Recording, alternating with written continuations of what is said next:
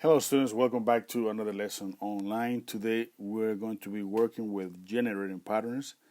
And if you remember, we have two different types of expressions. One that is additive and the other one is multiplicative. So we're just going to review real quickly how to do them.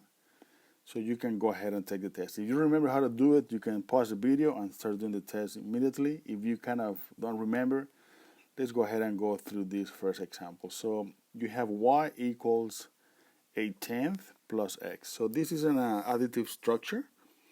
I have given you the value for x, 0, 1, 2, and 3.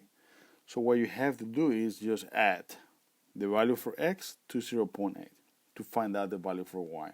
So if x is 0, y equals 0.8.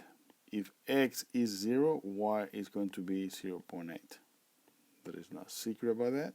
That's 1. If x is 1, then y is going to be 1.8.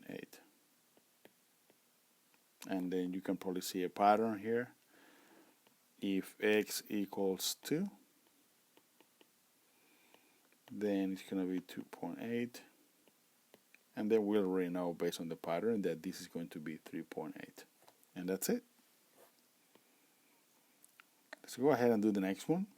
This is a multiplicative structure. There is no symbols between the variable and the number. So to find the y value, I have to multiply by 5/10. Now remember, the 5/10 is 1/2. So let's go ahead and start. 0.5 times, I'm going to use parentheses, 0. Oh, that's going to be easy. The answer is 0. That's the first one. If x is 0, y is going to be 0 as well. If x is 1, 0.5 times 1 is going to be 0.5. Okay. That's my second one.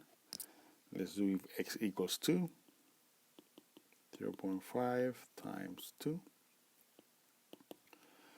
That is going to be 1. You can double check that with pencil and paper, but it's basically 0.5 plus 0.5 is going to be 1. And here is very likely it's going to be 1.5 based on the pattern, because it's half of 3 is 1.5. Half of 1, as you can see, half of 1 is 0.5, half of 2 is 1, half of 3 should be 1.5.